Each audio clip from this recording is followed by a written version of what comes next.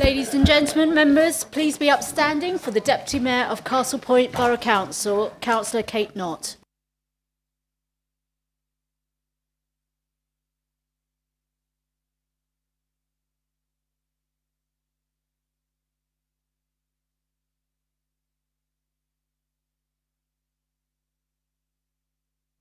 Thank you, members. Please be seated.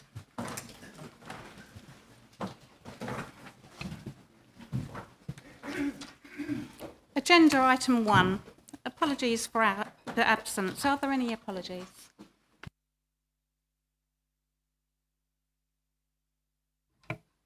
Councillor Sue Brooks sends her apologies. We have apologies for Councillor Brooke, Councillor Campagna, Councillor Harvey, Councillor Harbinson, Councillor Payne and Councillor Warren Gibson. Thank you. Agenda item 2, declarations of interest. Are there any interests to declare, members?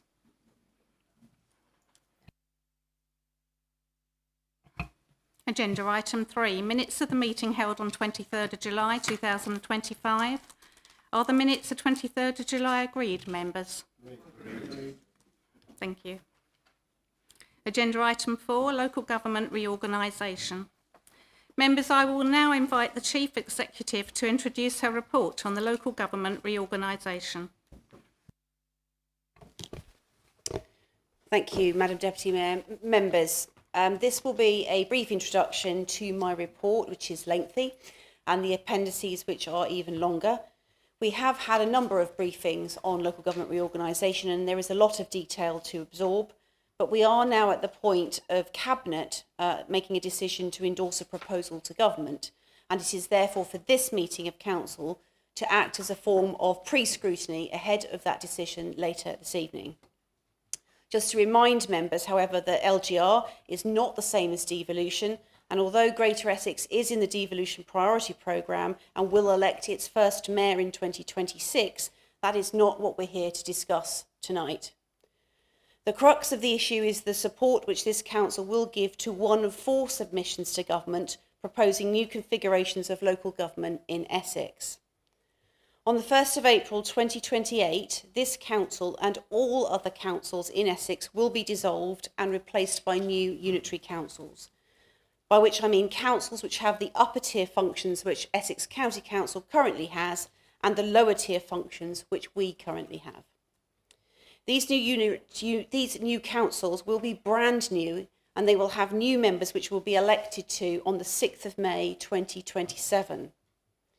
The issue at hand is therefore how many unitary councils there should be and in what configuration.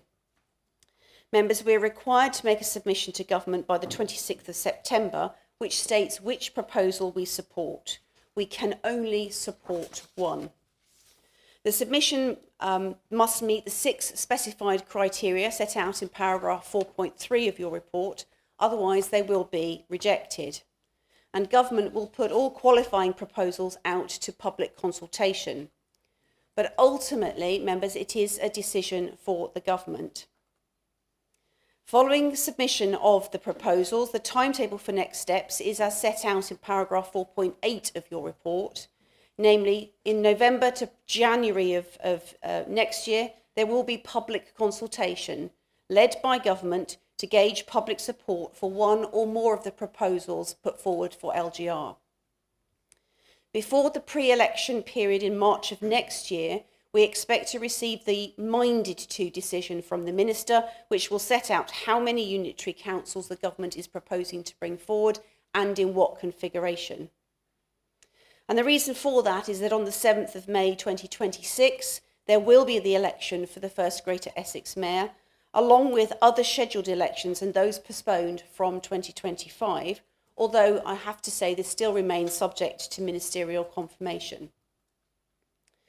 Following the minded to decision, work will then begin on the contents of the structural change order, which is intended to be fully drafted before the summer recess in 2026, and begin its passage through Parliament after the summer recess, approximately this time next year. This will culminate in the first elections to the new councils on the 6th of May 2027 and vesting day on 1st of April 2028. Since the Cabinet decision of 19th March earlier this year, we've been working on a model for 5 unitary councils, and it is this proposal which is recommended to Cabinet. The proposal for 5 unitary councils is based on 5 urban centres, reflecting existing travel to work patterns and the places where people live and work and socialise, and where their children go to school, where generations of families tend to live, and what people view as their local economy. Secondly, on the basis of identity, each of the 5 unitary councils represents a specific geography with its own cultural identity, shared history, societal mores and roots. Geographies which just make sense to the people that live in them. Thirdly, voice. The 5 unitary councils are right-sized to ensure that they are big enough to be financially sustainable, but small enough to be properly representative. Each of the new councils will have representation calculated on the basis of 2 or 3 councillors per ward of between 6,000 and 9,000 electors, using existing lower-tier council ward boundaries rather than ECC division boundaries, which would give ratios nearer to 1 to 5,000. And finally, the model supports delivery of successful devolution in Greater Essex, because it is vital to ensure that all of Essex is represented to the Mayor as reflective of place and local need. Essex is not a homogenous population, and its needs and wants differ. If we are to make the best of having an elected mayor, then our communities need to be properly represented. The question of financial sustainability has been high on the political agenda since LGR was first mooted. It's important to note that there is no more money in the system, and the costs of effecting change will be considerable. Those new councils which are created by LGR must therefore achieve their savings and efficiencies that existing councils cannot. In other words, they need to be truly transformational and embrace public sector reform. They can't simply be a new version of the same thing. The 5 unitary council proposal holds true to that vision by proposing reform of adult social care and children's social care, and by providing detailed financial analysis built from the bottom up using tangible evidence which is prudent, realistic and deliverable. And of course the financial modelling contains assumptions, because ultimately the financial stewardship of the new councils will be the responsibility of those new councils. No financial changes in any proposal being put forward will be binding on those new councils. But by basing the modelling on demonstrable fact-based evidence and the experience of other authorities that have already gone through this process, the financial part of the 5 unitary business case has the confidence of the officers who have been an integral part of its creation. Public and stakeholder support has been sought and is reflected in the report and in the business case. What seems to be true for Castle Point residents particularly is that most people don't really have an opinion about the form local government takes, so long as it achieves better outcomes. But they do not want to lose local accountability and local influence. And the 5 unitary council model has been designed to achieve those better outcomes without diluting democratic representation. There are other models for LGR being proposed, and these are also reflected in your report and its appendices. And whilst I've not been as close to their development as I have the 5 model, I will do my best to answer the questions that you might have. So members, Madam Deputy Mayor, this is a once-in-a-generation decision for Cabinet and an existential question for the Council. So I have nothing further to add at this point, but if there are any questions, I'll be pleased to try and answer them. Thank you. Thank you. Members, we are asked to note the report and to make any recommendations to Cabinet as we see fit. At the end of the debate, I will ask you if the report is noted. However, if any member wishes to make a recommendation for Cabinet to consider, then they should move a motion in accordance with paragraph 12.18 of the Constitution, and will also need a seconder. I will now ask Councillor Blackwell, as leader of the Council, to open up the debate. Thank you, Madam Mayor, Deputy Mayor, and thank you for allowing me to stay seated. Members, LGR is an important issue that full council has an opportunity to discuss, which will result in the biggest change in local government since, it says early 70s, but actually 1974. And that was when Canby Urban District Council amalgamated with Benfleet Urban District Council and became Castle Point. So that was a long time ago. So the decision is due to be taken by Cabinet and will be discussed at the Cabinet meeting that will take place immediately after this special council meeting. Members, I look forward to hearing any members' views tonight. Thank you very much. Thank you, Councillor Blackwell. Members, would anyone like to speak?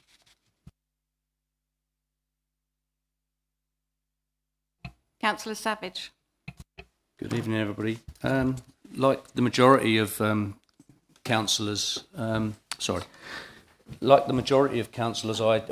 to Councillor Bentley at Essex County Council sharing his vision of the free council model in a very biased way, in my opinion. And I think it's a shame that Essex County Council, firstly, have got a majority vote, because I don't think they should have one at all, since it's being disbanded. And secondly, I think it's a shame that we haven't been able to share with the wider Essex community the vision of having 5 unitaries. And I just wondered if that's something that in this short period of time we could achieve. Thank you. Thank you, Councillor Savage. The Essex County Council will vote on which proposal to support in the same way as this council will vote on which option to support. So they don't have a majority vote. In relation to the dissemination or the sharing of the various business cases, all of those, aside from the Thurrock model, are available on a local government website that's been set up expressly to enable members of the public and anybody actually to read those business cases in full. So there are 3 business case A, B and C that are currently on that website. You'll see summaries of those are attached to this report. And business case D, which is the model that's supported by Thurrock, is yet to be uploaded, but a summary of that proposal is also attached to this report. So in terms of sharing that document is very much alive. There's a copy of it, and the communications that are associated with that are in train. Government is, however, very clear that we should not be, as a council, we should be supporting a business case and putting forward a proposal, but one that, as officers, doesn't involve politics. But make no bones about it, ultimately, this is a political decision. It's a decision that will be taken by a government minister. So it is inherently political. Councillor Edwards. Thank you. 2 questions. There are 4 different business cases. Could you just summarise which councils are supporting which cases to give us an overview? And looking at the 3 unitary model, can you just outline whether there are there's more complexity, because as I understand that would put us in with 2 unitary authorities, which seems a much more complex situation to me. Thank you. Thank you, through you, Chair.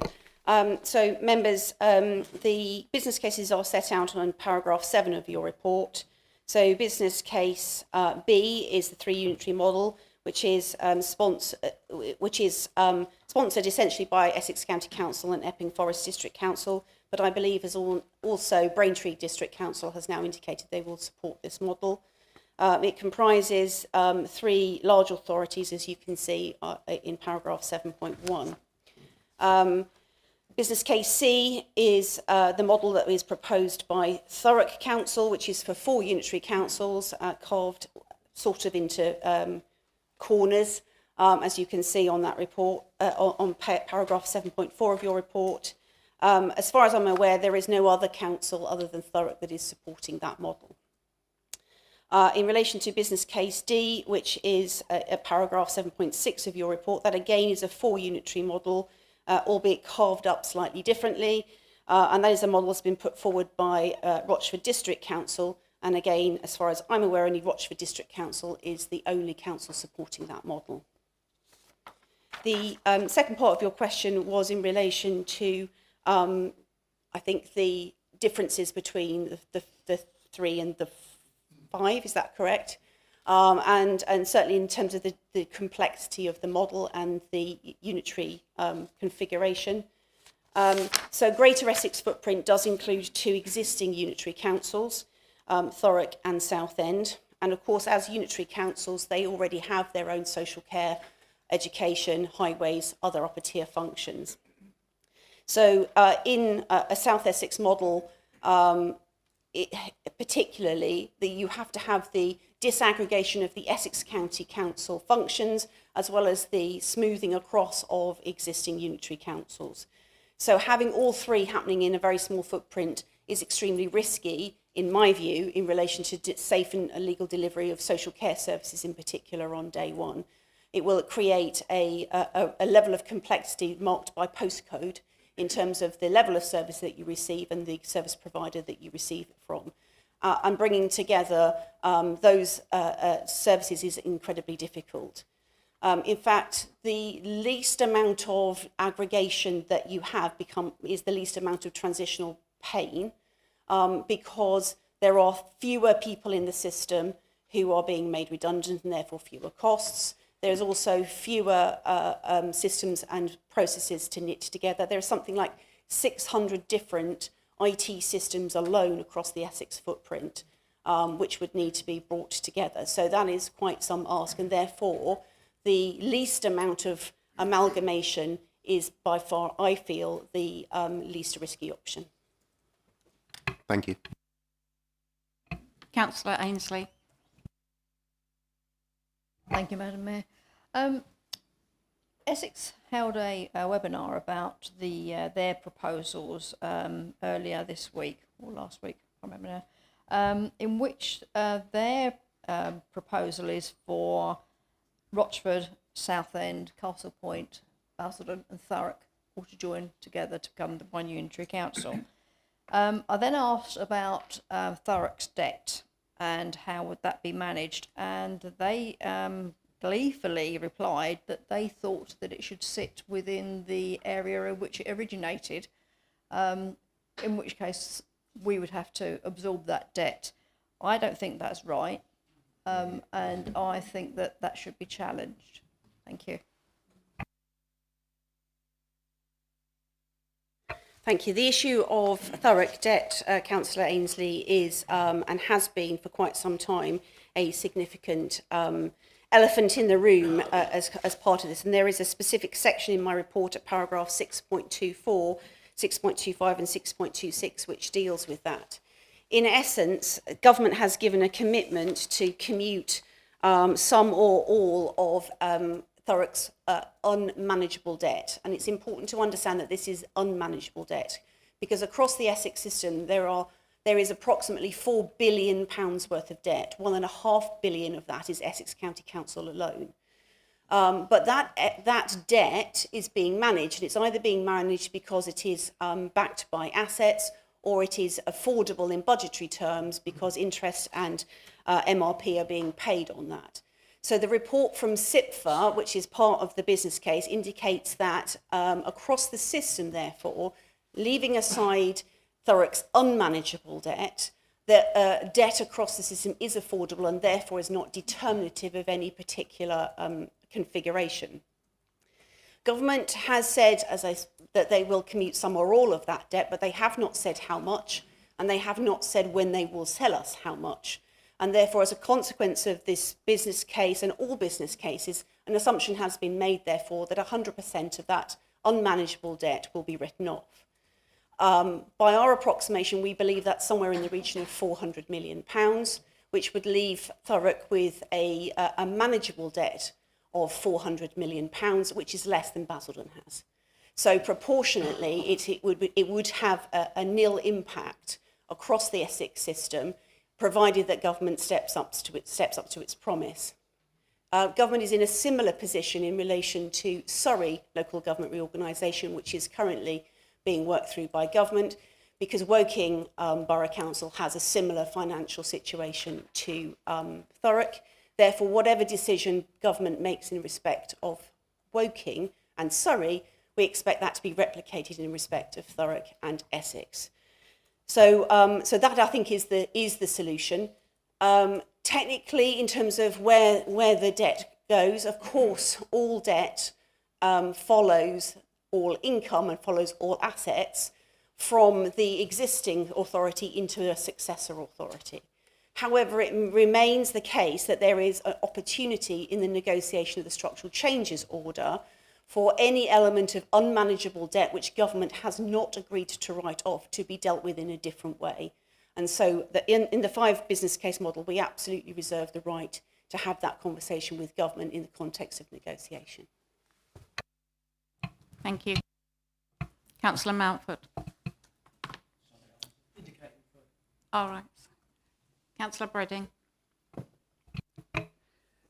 Thank you. The question I've got is, in looking at all the configurations, what did we consider would give the best services to our residents when we made the decisions to look at 5?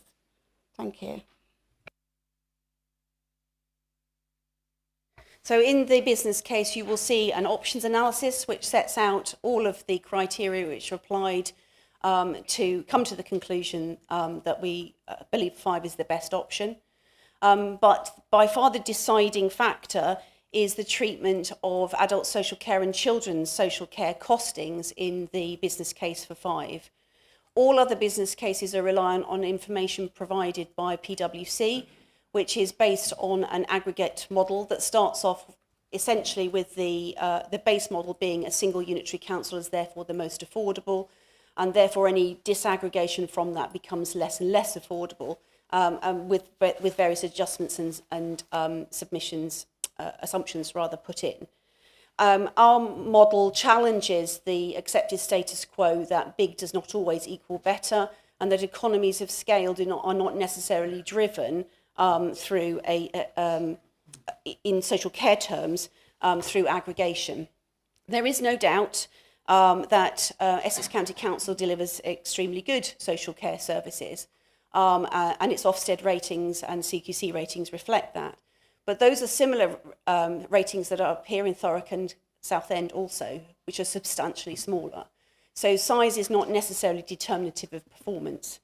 The evidence that's been undertaken by the Social Care Institute of Social Care Excellence and People 2, which forms the basis of the financial assumptions which have been made in Business Case A, is that there is an optimum size for social care provision, which is local to people, and therefore acquires and drives a local economy rather than relying on scale. And that means because it creates a local supply chain of businesses that are set up to provide services more locally, that they can be curated by the Director of Social Care for adults or for children's, and that the population, therefore, that work in those areas have fewer travel to work. For example, if it's domiciliary care, there are fewer transport costs, and the epicentre of the business is located in its place. Essex County Council, in common with any county council, derives its economies through placing people in cheaper areas, which is why you'll see there's a proliferation of residential homes, for example, in the north of the county, as opposed to those in the south. What the modelling that's been done by People 2 and Institute of Social Care Excellence, as I say, turns that on its head and says that across the research from looking at unitary councils across the country, that really good outcomes that keep people in their homes for longer and keep people local to their homes for longer can be achieved by a smaller model. Thank you. Councillor Dearson.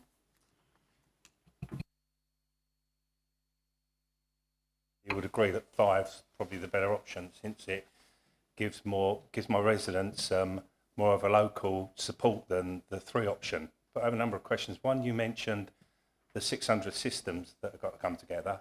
how would we decide which ones we're going to use, which ones are the best across the 3 or the 5? How long will that take to integrate those? There was an article in the Mail, I know it's a Tory paper, but going on about the additional cost on a yearly basis to residents with this unitary process.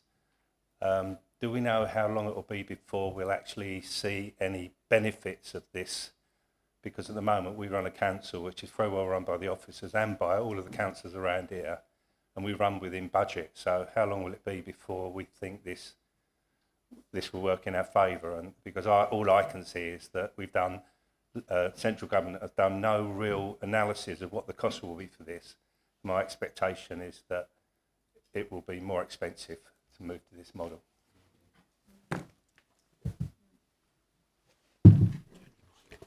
Thank you, Councillor Dearson. Thank you, through you, Madam Deputy Mayor. In terms of system integration, that is just one strand of business operations that would need to be amalgamated. We're talking about people, assets, processes, policies, everything that we do as a council would need to be integrated with another. In the modelling, the modelling for business case A has taken a very prudent approach. It says that there will be some initial savings that can be achieved by the end of year 2. And this is in paragraph 6.22 of my report, paragraph C. Initial savings from second-tier authorities are achieved by the end of year 2, but transformational savings start later for social care in year 3 and highways year 4. For adult social care, savings are not fully achieved until 6 years post-vesting day.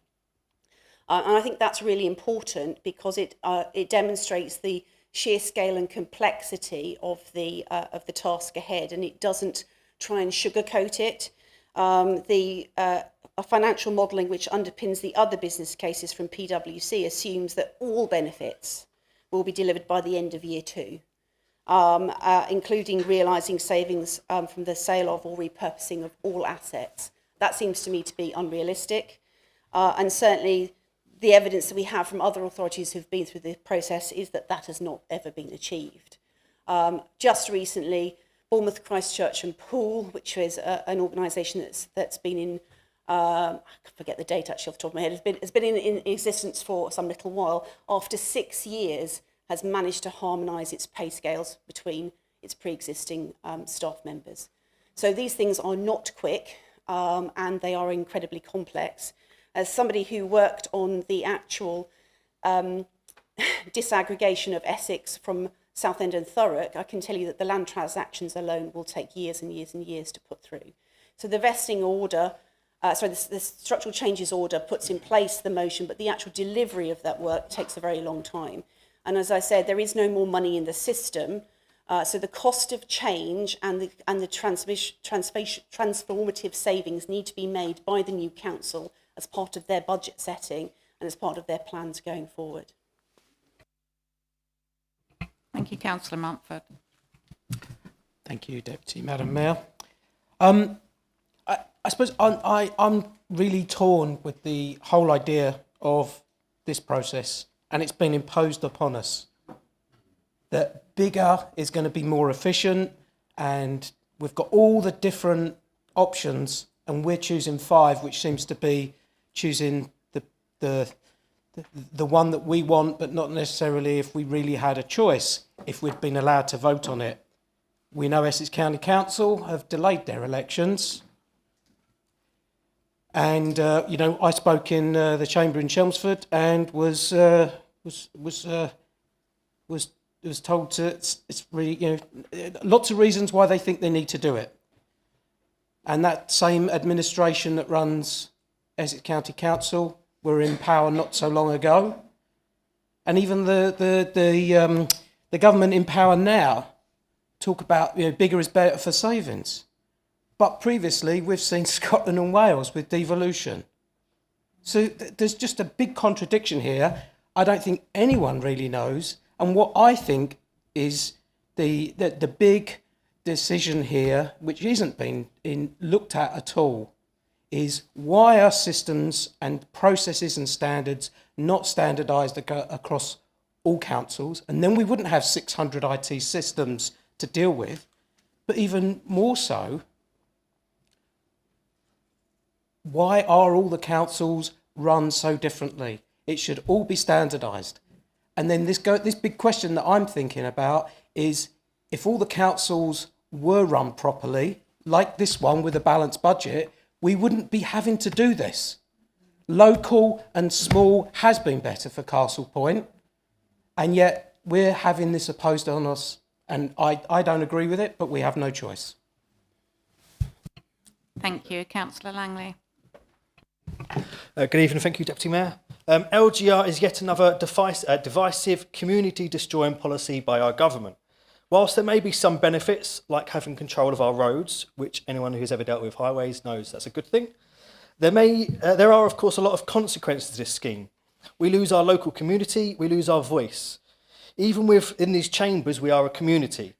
But soon we could be tied up with Southend, Basildon and Thurrock, with our voices drowned out by their problems. This isn't what local government is about. Local government is about local people and local communities. If this must happen, I think a closer link to Rochford District would be better than Thurrock. I think we are more aligned to Southend than we are to Thurrock. In fact, I think pairing with debt-ridden Thurrock would be disastrous for our borough. The question I have is, how will this positively affect our ability to manage infrastructure in coordination with the Castle Point plan?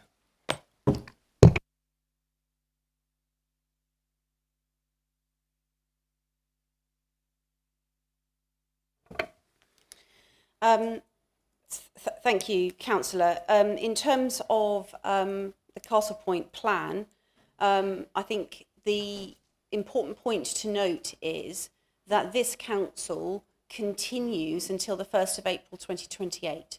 So our statutory responsibilities continue until we are finally dissolved. So there is no let up in terms of our commitment to delivery on the Castle Point plan.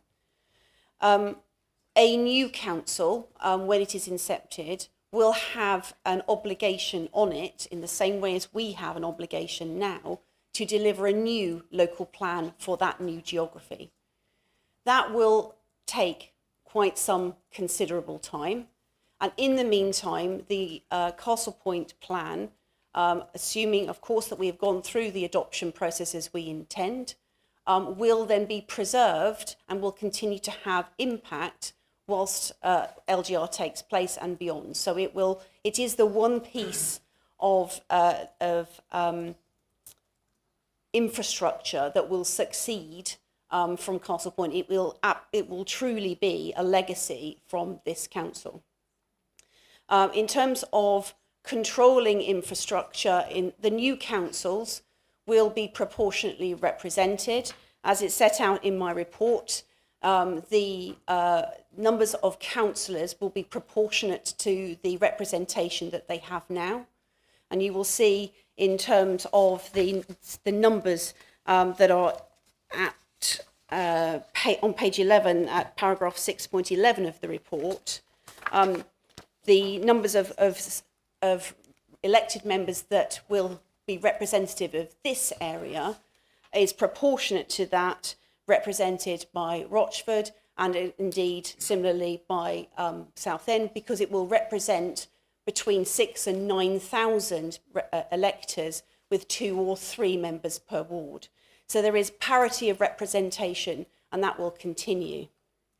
I just want to be clear that in devolution terms, which is different from LGR, at the point at which the new councils are created, those councils will become the constituent authorities of a mayoral strategic authority. So they will have a direct route to that newly elected, to that elected mayor.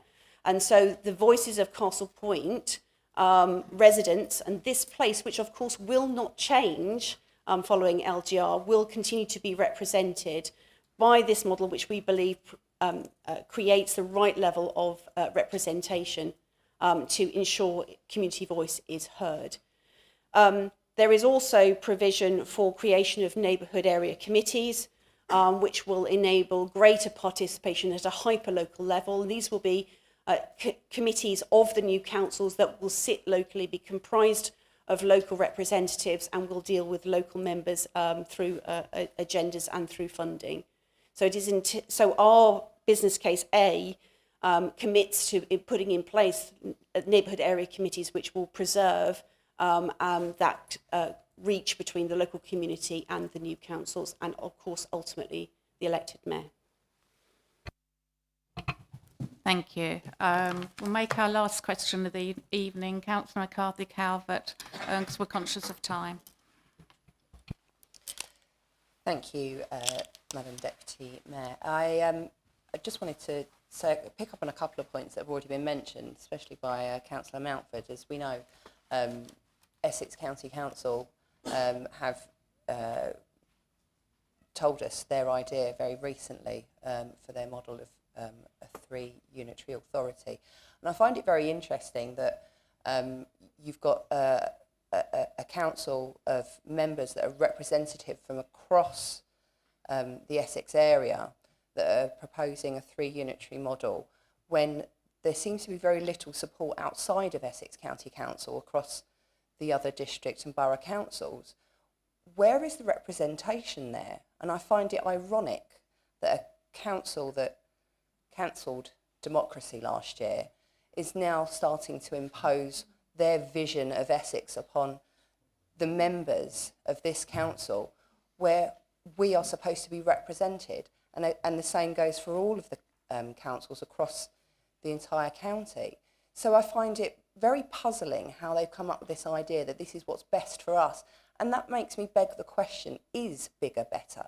Because what the takeaway message was when I listened to that webinar was not about efficiency of delivering services. It was about economies of scale, and it was about saving money, no matter how the services are delivered. That was my takeaway message. So I wonder, is this really what Essex County Council think is best for us, that they're imposing this on us? Or is our way that we have modelled here at Castle Point, that local democracy with true representation of what people that live here want, and having that voice in the chamber so that we have our say? So no, I don't think 5 model is great, because it's still too big. But if we have to have something, then I think it's the least worst option, where we can have more representation from our local members here and have our voices heard as much as possible. Thank you. I'm going to squeeze one more in, Councillor Palmer.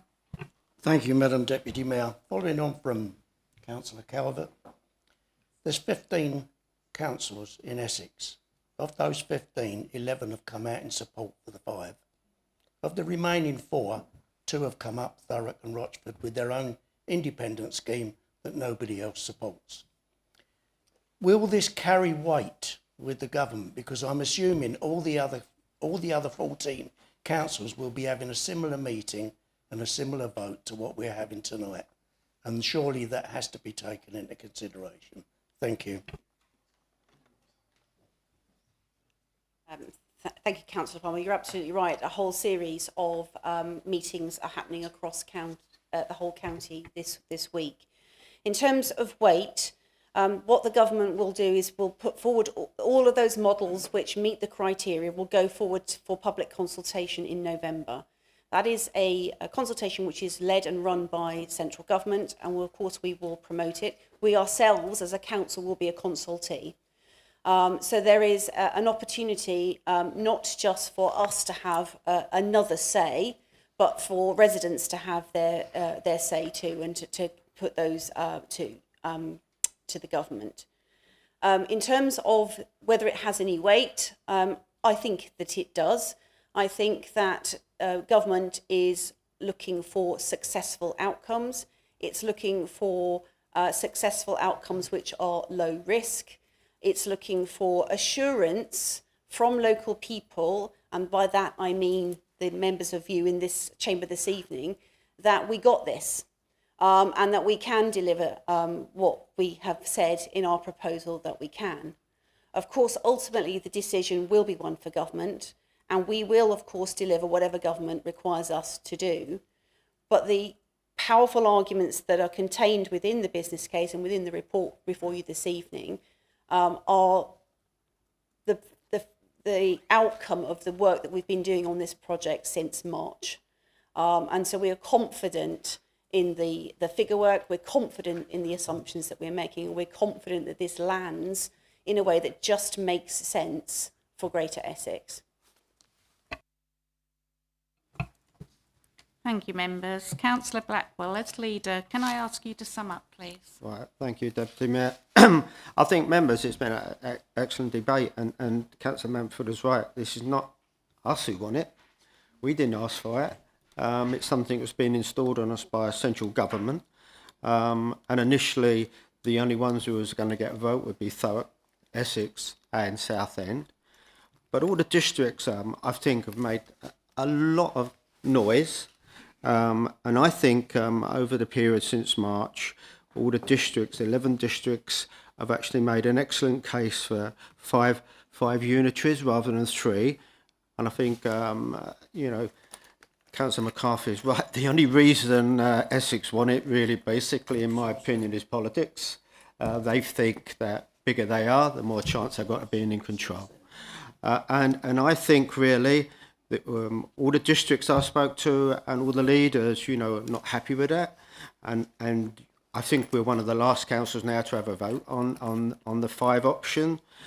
And I would like to say there's an awful lot of work. And I can't let it go without saying our Chief Exec has spent an awful lot of time. She's been paramount at working with the other Chief Execs across Essex to get this 5 option into a good place that the government will accept the 5 option. Not the best option, as you say, but it's the best option, I think, out of the whole thing for our residents to keep it local. Nobody wants to have the local council in Thurrock when you live in Castle Point. So, you know, having the 5 is the best, I think, of worst evils, but I think it can work. I think there's a lot of conversation gone on, and I think if the 5 option with Southend and Rochford went ahead, I think we're in a better place than some, because Southend have already got their adult social services. Others would have to start from scratch. So I think, really, you know, I honestly believe, you know, we're going down the right line, and I think the Cabinet will be taking the decision after this meeting. So, members, you're all welcome to stay behind and listen, because, you know, we've got to get this done. There is a timeline. Thank you very much. Thank you, Councillor Blackwell. Council, is the report noted? Thank you, Councillor. That is noted. Agenda item 5. Councillor questions on notice. Members, there is one question on notice from Councillor Langsley addressed to the Leader of the Council. Councillor Langley, would you please read out your question? Thank you, Deputy Mayor. So we find ourselves in an eerily similar position to Elmbridge Borough Council, who last year had their plan found unsound due to failing short of 6,300 homes with no use of Greenbelt. I don't want to see any use of Greenbelt. The people of Canvey don't want to see the use of Greenbelt. But I'm concerned, are our hands tied? The question is, do we have a backup plan in case this plan is found unsound? Thank you, Councillor Langley. Councillor Blackwell, can you please respond to the question? I thank Councillor Langley for his question, and I'm going to ask our Cabinet Member for Strategic Planning, Tim Copsey, who has spent an awful lot of time and effort on our local plan, and he's going to answer your question for me. Thank you very much. Thank you, Leader, and thank you, Councillor, for your question. It would be nice if the statutory and legal process of plan making allowed us to offer up a plan B or even a plan C or D, but it does not. We are obliged to present to the examining inspector our one and only proposal for the borough, which has been prepared and consulted upon in line with the criteria set out in law and in the MPPF. That has to be right if you think about it, because if it was possible to have a plan B, then you would produce it to the inspector without having consulted on it, and it wouldn't present the feedback from our residents. The whole process would be subverted. We don't have any secret plan up our sleeves. What we have is the plan we are currently consulting upon, which is based on the feedback we had from residents in the Regulation 18 consultation. Residents told us to protect the Greenbelt by taking an urban first approach, and that is what the Castle Point plan does. In many ways, the Castle Point plan complies strongly with national planning policy, and it takes bold steps towards meeting our housing needs, increasing housing delivery by over 300% compared to present levels. However, I acknowledge it does not meet the government's target for housing set out through its standard method. It is worth pointing out that the NPPF requires us to consider Greenbelt sites and requires us to identify where some of those Greenbelt sites can be classified as Greybelt, in line with the government guidance. It's our job as Castle Point Borough Council to then consider whether those sites can be brought forward for development. We've done the work, and we believe that the evidence supports a conclusion that there are extensive and genuine planning reasons why those Greenbelt and Greybelt sites cannot be developed. That reasoning and that evidence base is wholly in line with the NPPF and the government guidance, and that is why we believe the Castle Point plan is sound. Thank you.